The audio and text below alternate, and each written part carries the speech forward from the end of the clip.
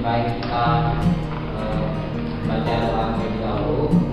Doa dalam hati mulai.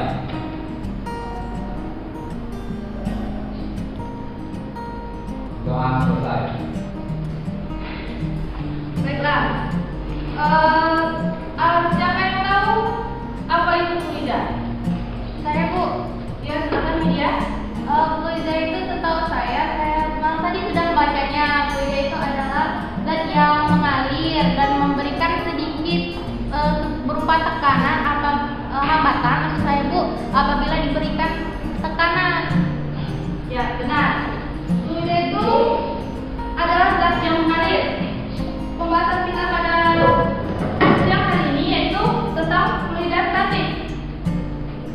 Tujuan kita mempelajari fluida statis itu ada untuk memahami konsep fluida, memahami konsep tekanan hidrostatis, memahami konsep hukum Pascal, memahami konsep gaya Archimedes, memahami konsep tegangan permukaan pada fluida, dan memahami konsep kapilaritas.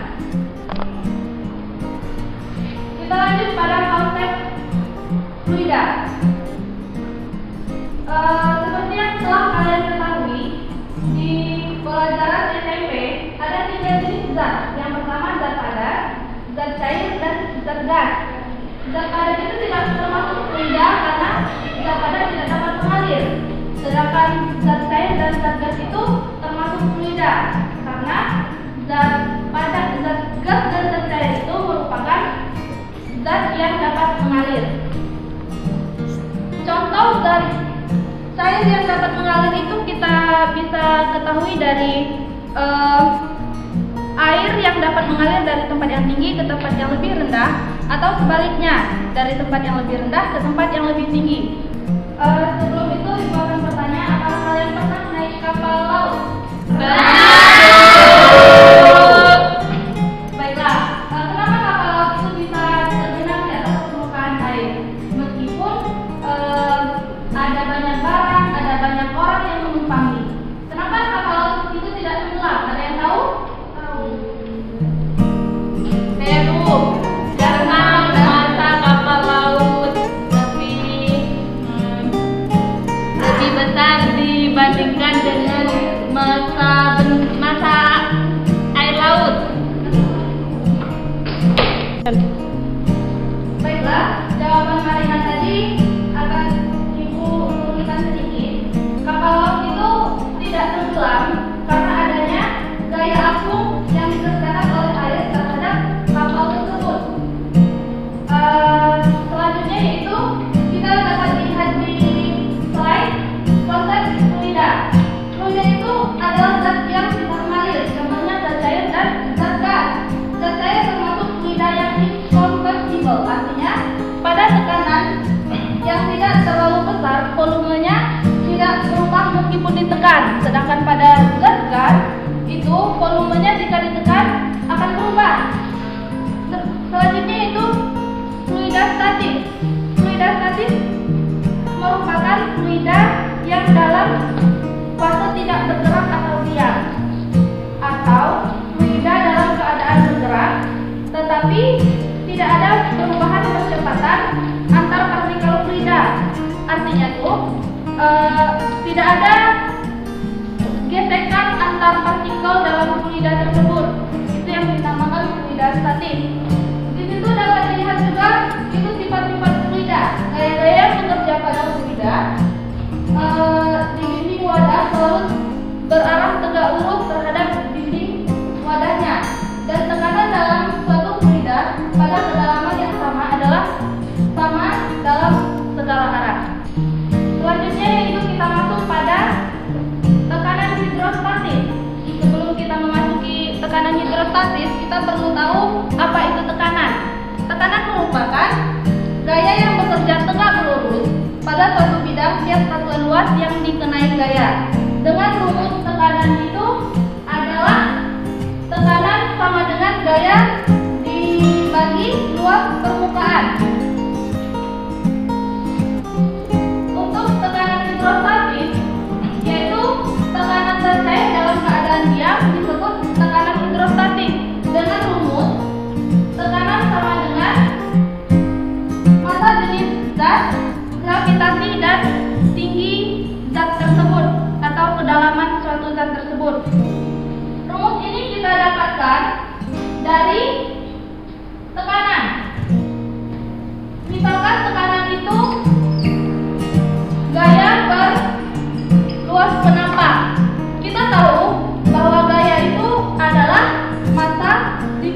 gravitasi.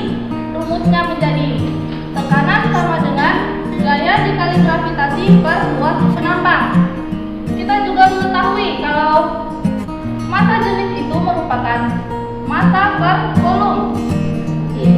Kita ketahui juga bahwa dari rumus ini kita dapatkan yaitu massa sama dengan massa jenis dikali volume. Kita mendapatkan rumus massa jenis dikali volume, kita masukkan ke persamaan kedua, sehingga didapati rumus tekanan sama dengan massa jenis dikali volume dikali gravitasi dibagi luas permukaan. Kita ketahui bahwa volume itu mempunyai rumus luas permukaan dikali tinggi. Dimasukkan ke persamaan yang ketiga, yaitu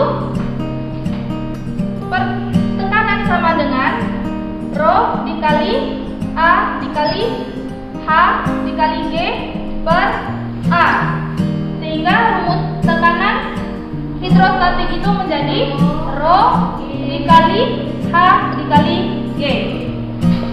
Apa kalian sudah mengerti? Ibu. Selanjutnya ada itu hukum pokok tekanan hidrostatis yang berbunyi setiap titik yang terletak pada bidang datar dalam suatu zat cair yang sama akan memiliki tekanan yang sama. Kalian bisa lihat di sini ada 3 buah bejana yang sembarangan. Itu diisi dengan zat cair dengan volume yang sama akan memiliki tekanan hidrostatis yang sama. Dalam tekanan hidrostatis, tekanan atmosfer merupakan mempengaruhi tekanan pada kedalaman tertentu dalam zat cair, karena tekanan atmosfer yang menekan permukaan zat cair akan menambah besar tekanan dalam zat cair tersebut. Tekanan hidrostatis ini dapat disebutkan seperti ini. Tekanan total sama dengan tekanan atmosfer ditambah tekanan hidrostatis. Seperti yang telah kita ketahui, tekanan hidrostatis itu mempunyai rumus rho G H.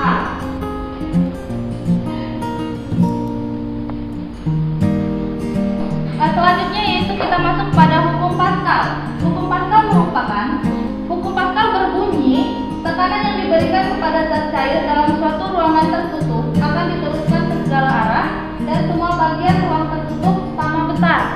Hukum Pascal ini didapatkan dari percobaan Pascal pada dongkrak hidrolik. Gambar yang pada slide ini merupakan bejana tertutup yang dilengkapi dengan 2 buah pengisap. Ini pengisap pertama dan ini pengisap kedua. Ada luas penampang pertama yang dikenal dengan A1, luas penampang kedua yaitu A2. Pada luas penampang A1 itu dikenakan gaya ke bawah F1, sedangkan luas penampang yang kedua dikenakan gaya ke atas F2. Tadi kita telah pelajari tentang tekanan. Rumus tekanan yaitu gaya dibagi dengan luas permukaan. Di sini kita dapatkan pada gaya F1 sama dengan tekanan 1 dikali luas penampang 2. Gaya ini dikali dengan luas penampang yang ini, karena gaya yang diberikan pada F1 itu mengarah ke bawah. Sedangkan untuk tekanan P1-nya yaitu gaya pertama dibagi luas penampang pertama. Dari rumus di atas kita dapatkan bahwa gaya kedua sama dengan F1 per A1 dikali A2. Itulah yang dikenal sebagai rumus umum dari hukum Pascal, yaitu F1 per A2 sama dengan F1 per A1. Apakah kalian mengerti?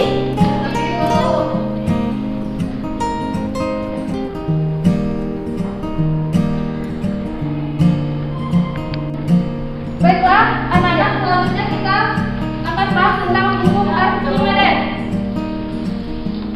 Hukum Archimedes di sini kita kenal yaitu suatu benda yang tercelup sebagian atau seluruh ke dalam air atau zat cair lainnya akan mengalami gaya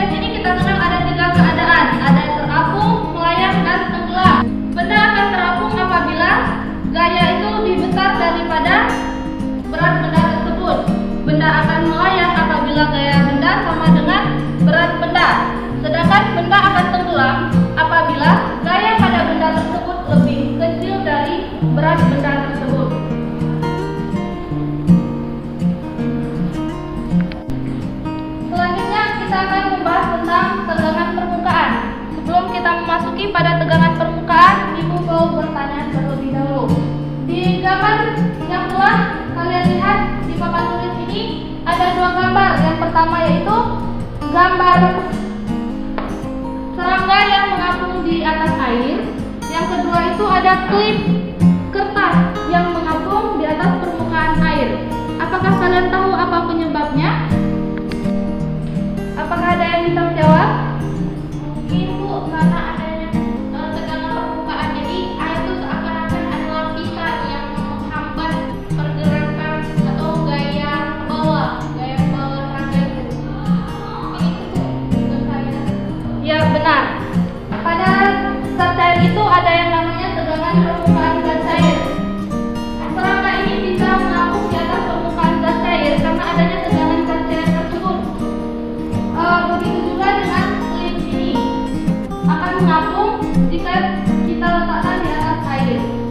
Tegangan permukaan itu didefinisikan sebagai besarnya daya yang dialami suatu permukaan zat cair per satuan panjang. Berdasarkan tegangan permukaan ini kita dapatkan bahwa gamma sama dengan gaya dibagi panjang. Panjang ini merupakan panjangnya suatu benda, contohnya lingkaran. Panjang lingkaran itu bisa diartikan sebagai keliling pada suatu lingkaran. Kalian paham anak-anak? Paham. Kita masuk pada penjelasan tentang kapilaritas. Kapilaritas itu peristiwa naik turunnya suatu zat pada pipa kapiler yang dinamakan kapilaritas. Sebelum kita masuk pada materinya, silahkan saksikan video pembelajaran berikut ini. Air yang berada di dalam daun akan digunakan sebagai bahan reaksi fotosintesis pada tumbuhan. Tahukah kalian dari mana asal air tersebut? Dalam kehidupan sehari-hari, kita sering melihat bahwa air mengalir dari tempat yang lebih tinggi menuju ke tempat yang lebih rendah.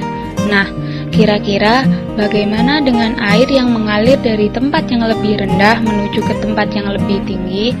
Untuk membuktikan pernyataan tersebut, maka kita akan mempelajari tentang kapilaritas. Percobaan ini disediakan gelas plastik, sumbu, dan juga tinta. Tinta akan mengalir dari tempat yang lebih rendah menuju ke tempat yang lebih tinggi. Peristiwa ini dinamakan dengan kapilaritas. Kapilaritas merupakan peristiwa naiknya zat cair pada pembuluh atau pori-pori kecil yang disebabkan oleh adanya adesi yang lebih besar dari kohesinya.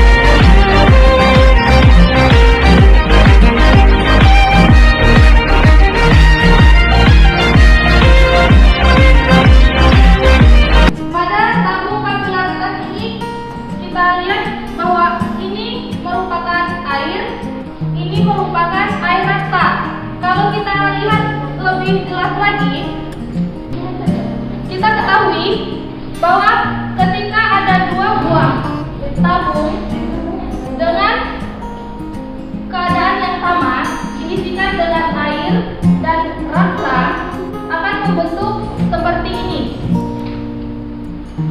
Itu dikarenakan adanya kohesi dan adesi.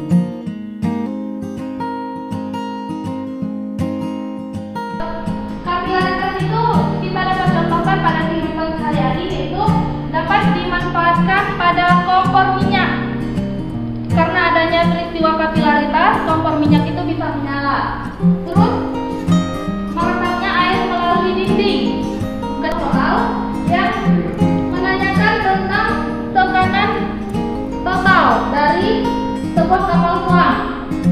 Kalian bisa lihat sendiri di sini rumusnya, yaitu tekanan atmosfer ditambah tekanan pada hidrostatik. Baiklah anak-anak, apa kalian sudah mengerti? Ya, Bu. Mengerti, Bu. Baiklah, di situ ada latihan